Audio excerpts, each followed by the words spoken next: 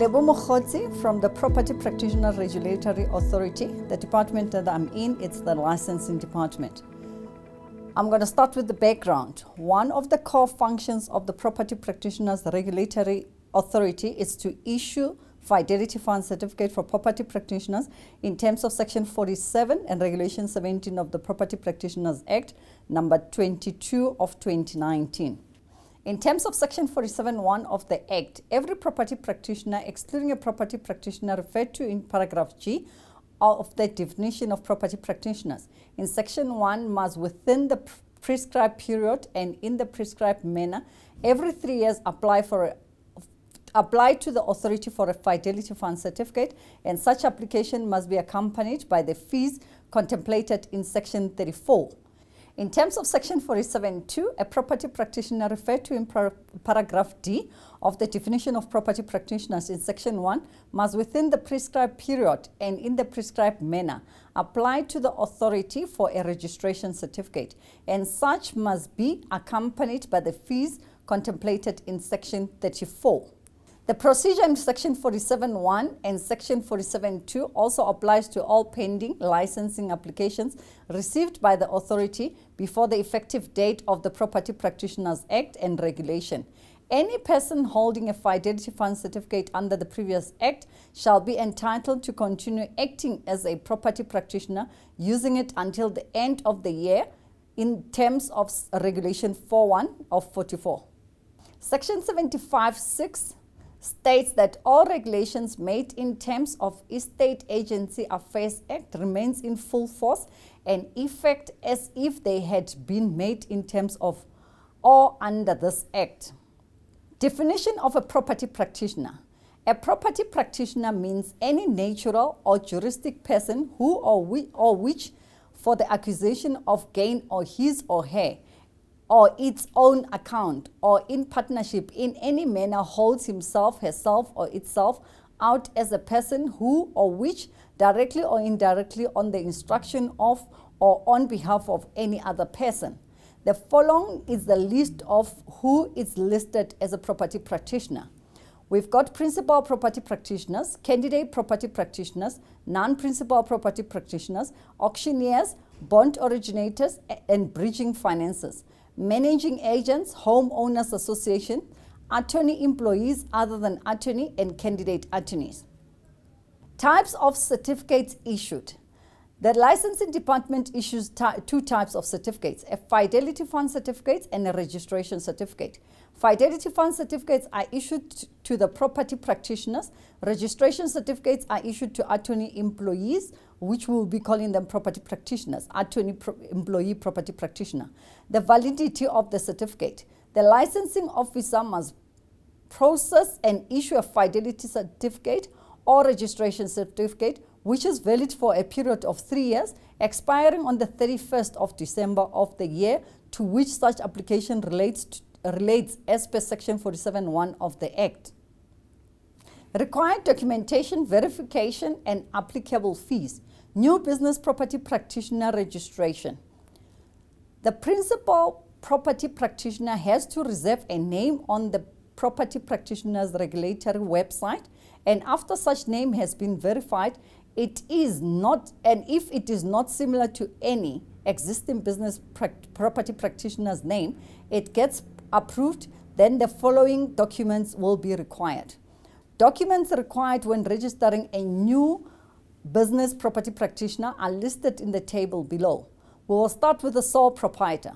For a sole proprietor, a business application is required, principal application, certified copy of a principal that is not older than 6 months, bank letter confirming that trust account has been opened in terms of Section 51(1) of the Property Practitioners Act, auditor's letter that will be confirming that they have been appointed to audit the business, proof of payment for each principal property practitioner subject to applicable fees.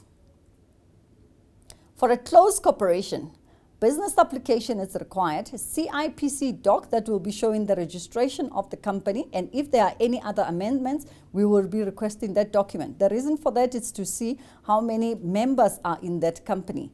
The resolution form for non-active members signed by all members confirming content. Principal application form for all active members, certified copy ID, letter from the bank confirming that the trust account has been opened in terms of Section 51(1) of the Property Practitioners Act, auditor's letter, proof of payment for each active principal property practitioner. For a partnership, we need a business application, principal application, the partnership agreement. The reason for the partnership agreement is that if any of the partners resigns, then the partnership dissolves. So we need that information so that we should know who are the direct partners of that company. We need certified copy IDs for both partners, bank letter confirming that the trust account has been opened in terms of Section 51(1) of the PPRA Act, the auditor's letter, and the proof of payment for each partner. When it comes to a company which is a PTY Ltd, firm application is required, application form for all acting directors, certified copy ID, bank letter confirming that trust account is opened in terms of Section 51(1) of the PPA Act, and then the auditor's letter and the proof of payment for all the principals that will be active. The new registration for the candidate. We call them candidate property practitioners. We need a certified copy ID which is valid, and it should be valid within the 6 months from the date of certification. A letter of employment signed by both the principal and the agent that needs to be on a letterhead of the company. It needs to be dated and signed. Letter of employment on a company letterhead, duly signed by both the principal and the property practitioner, addressed to the Property Practitioners Regulatory Authority. We've got a pro forma letter available on the website. Proof of payment of 1,940, of which 400 rand is the contribution to the fund. If you are a non-South African, work or business permit is required. Passport as well if you're not a South African citizen. Your visitors and relative permits not acceptable. And a letter from the Department of Home Affairs confirming permanent residency. The following shall not be accepted as letters of employment: your employment contracts, letter signed by any other person other than the principal, and a letter not addressed to the Property Practitioners Regulatory Authority, and an undated letter. For a re-registration of a candidate property practitioner, the same documents as previously mentioned are required, except that a manual individual application form is required as the candidate is deregistered, and a deregistered candidate cannot log on to the PPRA website and register. This might change subject to the future development. What we're talking about there is an app that we're trying, the app that we're doing in order for us to not have hard copies of documents and rather just go to the app and do the application there. The app it's called PPRA at your fingertip. And the proof of payment of 2,340, it's also payable. Candidate re-registration, it's referred to candidates who were previously registered but either did not renew their Fidelity Fund certificate or for more than 3 years, and they were automatically deregistered, or they requested the regulatory authority to deregister them. The requirements for a non-principal property practitioner. The non-principal property practitioner must have acquired NQF Level 4 or met NQF Level 4 exemption requirements and PDE, or qualified for statutory exemption against PDE 4. They must have had an FFC for 5 years or more prior to the 15th of July in order to qualify for those exemptions. Non-principal property practitioners re-registration refers to property practitioners who were previously registered, but they either did not renew their Fidelity Fund certificate for more than 3 years and they were automatically deregistered, or requested PPRA to deregister them for the set period. Principal property practitioners re-registration. Individual application form is required, certified copy ID, proof of payment for the amount of 2,340, passport or work permit if you are non-South African resident, business application, meet the educational requirements, must have acquired NQF Level 5 or met NQF Level 5 exemption requirements, and PDE 4 or qualified for statutory exemption against PDE 4. Must have had an FFC for at least or more than 5 years prior to the date of the 15th of July 2008. principal property practitioners, the re-registration also there refers to agents who were previously registered but either did not renew their fidelity fund certificate for more than 3 years and they were automatically deregistered, or they requested PPRA to deregister them for the set period as well. Attorney employees property practitioners registration. Certified copy of an ID book is required, or both sided of a smart card is required. Certified copy of a valid passport and certified copy of a work business permit issued by the South African Department of Home Affairs. Letter of employment signed by both the attorney of the law firm confirming employment of the applicant, and a payment of a relevant application should be 2,340. For an individual surname change, a divorce decree with the court stamp is essential. If married, marriage certificate or a new ID copy. If not both, it's also required. A proof of payment, which will be advised on how much is it going to be. Firm name change. The same set of documents are required, which will be the documents for the registration of a firm. The new documents there, or rather additional documents, would be the following: a proof of payment to effect the name change that will be for the company and for the principal. Another thing that needs to go there, it would be the details, or that will be showing us the name change of the firm. For an employment change, a letter of employment on the company letterhead, duly signed by both the principal property practitioner and the property practitioner, addressed to the regulatory authority, and the proof of payment is required there. Now we're going to talk about deregistration. For a deregistration of a candidate and non-principal property practitioner, a letter of deregistration duly signed by the candidate or non-principal property practitioner, addressed to the regulatory authority is required. For a deregistration of a firm, we need a winding up audit report, if applicable, signed, stamped and dated bank letter confirming when was the closure of the trust account. That letter we need the date on. The reason for the date is so that we can pick up when was this account closed and whether we need the audit report or not. We need the letter from the principal instructing or requesting the regulatory authority to deregister the firm. The banking details for all the payments above, or that have been mentioned rather, should be paid into the following account.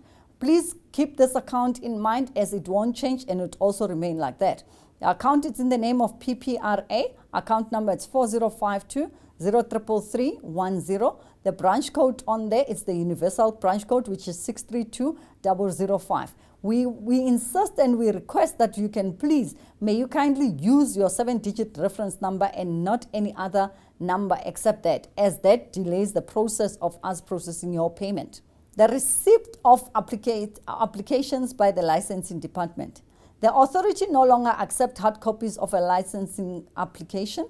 All application must be submitted online and all required documents uploaded onto the portal. Application will also be processed on the app, which is the property practitioners at your fingertip. Statutory mandatory periods for issuing the fidelity fund certificate. As per section 49(1), the authority must, within 30 working days, consider any application submitted to it in terms of this act, which fully meets the prescribed requirements, unless the authority, on good grounds in writing, informs the applicant of the reasons why the period is to be extended, provided that such extension may not exceed 20 working days. On the section 49(2), the period of 30 working days commences afresh if the authority requested the applicant to submit additional applications or to correct the said application. Section 49(3), if the authority has failed to comply with the subsection 1, the application is deemed to have been approved, and the authority must, upon written request by the applicant within 10 working days, issue the applicant with the relevant fidelity fund certificate, or rather the registration certificate. The reason for the app is for us to issue the FFCs quicker than what is expected on our side. As you can see that the Act is giving us 30 days or more to issue the FFCs, especially in a sense whereby documents are not compliant. then the app is saying we can do the applications, not that when the applications are not compliant, then we can do it. But however, every FFC can be issued quicker than what it's expected to be done. And after the app is up and running, what we're going to do, that's when then we'll be stopping applications to be handed over in hard copies to us. We're now going to be talking about disqualification to being issued with a Fidelity Fund certificate. As per Section 50, it contains disqualification from being issued with a Fidelity Fund certificate. A licensing officer shall therefore not process and issue a Fidelity Fund certificate or registration certificate to any person who is not a South African citizen, does not lawfully reside in the Republic, has at any time in the preceding 5 years been found guilty of contravening the PPRA Act or EAB Act on any similar legislation, has been found in any civil or criminal proceeding by a court of law in the Republic or elsewhere to have acted fraudulently, dishonestly, unprofessional, dishonorably, or has been sentenced to imprison without the option of a fine, is of an unsound mind, has at any time in the 5 years by reason of improper conduct been dismissed from a position of trust, is an unrehabilitated insolvent, it's not in possession of a valid tax clearance certificate, has been prohibited by any legislation from practicing as a property practitioner or from occupying a position of trust, has been found guilty by a court of law of unfairly differentiating, distinguishing, or excluding anyone on the basis of race, gender, sex, pregnancy, marital status, ethnic or social origin, color, sexual orientation, age, disability, religion, conscience, belief, culture, language, and birth.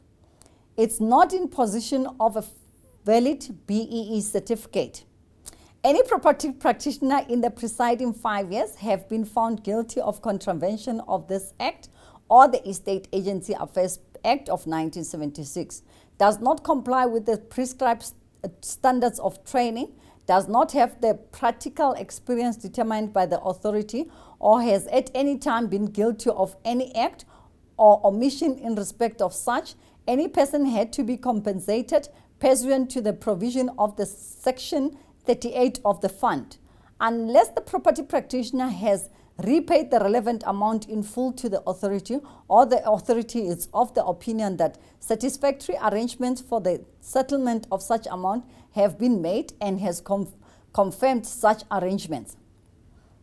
Any property practitioner contemplated in paragraph A of the definition of the property practitioner in section 1, if such property practitioner carries or intends to carry on business as a property practitioner under the trade name which is identical or confusingly similar to the trade name of another property practitioner, does not comply with the prescribed standard of training, does not have the practical experience determined by the authority, or has at any time been guilty of any act or omission of respect of which any person had to be compensated pursuant to the provision of Section 38 from the fund, unless the property practitioner has repaid the relevant amount in full to the authority, or the authority is of the opinion that satisfactory arrangements for the settlement of such amount have been made and has confirmed such arrangements. Any property practitioner contemplation in paragraph A of the definition of the property practitioner in section 1, if such property practitioner carries or intends to carry on business as a property practitioner under the trade name which is identical or confusingly similar to the trade name of another property practitioner, which is already existing or which has already been issued with a Fidelity Fund certificate, or whose Fidelity Fund certificate is suspended or has lapsed or withdrawn in terms of this Act, or any property practitioner who is a director of a company, who is a member referred to in paragraph B of the definition of the property practitioner in section 1 of a closed corporation, of which was prohibited in terms of section 48 from acting in any way or in its trust. savings or other interest-bearing accounts referred to in terms of that section. Thank you.